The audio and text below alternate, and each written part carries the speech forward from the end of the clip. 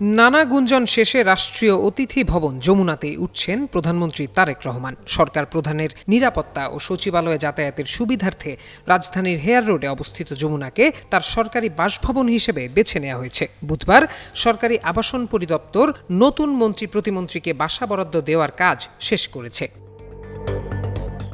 প্রধানমন্ত্রী তারেক রহমান রাষ্ট্রীয় অতিথি ভবন যমুনায় থাকবেন। সাবেক প্রধান উপদেষ্টা অধ্যাপক মোহাম্মদ ইউনুস ২৭ ফেব্রুয়ারি যমুনা ছেড়ে দেবেন। এরপরই প্রধানমন্ত্রী সেখানে উঠবেন। তবে যমুনায় কিছু সংস্কার কাজ চলমান রয়েছে, যা শিগগিরই শেষ হবে। পররাষ্ট্রমন্ত্রী খলিলুর রহমান আগে থেকেই মিন্টো রোডের ৩৩ নম্বর বাংলোতে থাকছেন। তিনি মোহাম্মদ ইউনুসের নেতৃত্বাধীন অন্তর্বর্তী সরকারের জাতীয় নিরাপত্তা উপদেষ্টা ছিলেন। তাকে পররাষ্ট্রমন্ত্রী করে বিএনপি। ফলে তিনি এই বাড়িতেই থেকে যাচ্ছেন বলে জানিয়েছে সরকারি আবাসন পরিদপ্তর। আমার অথেন্টিক ব্রাজিলিয়ান কফি।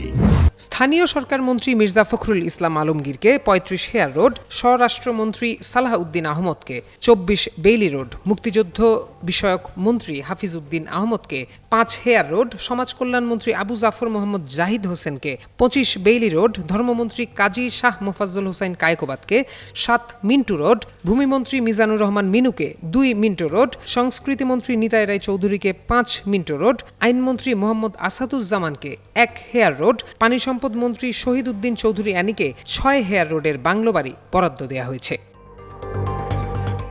বেসামরিক বিমান পরিবহন ও পর্যটন মন্ত্রী আফরোজা খানম রিতাকে ১ মিন্টো রোড, স্বাস্থ্যমন্ত্রী সরদার মোহাম্মদ সাখাওয়াত হোসেনকে ৪ মিন্টো রোড, শিক্ষামন্ত্রী আ.ন.ম এহসানুল হক মিলনকে ৩৪ মিন্টো রোড, ডাক, টেলিযোগাযোগ ও তথ্য প্রযুক্তি এবং বিজ্ঞান ও প্রযুক্তি মন্ত্রী ফকির মাহবুব আনামকে ৪১ মিন্টো রোড, প্রধানমন্ত্রীর উপদেষ্টা ইসমাইল জবিউল্লাহকে ২ হেয়ার রোডের বাংলো বাড়ি বরাদ্দ দেওয়া হয়েছে।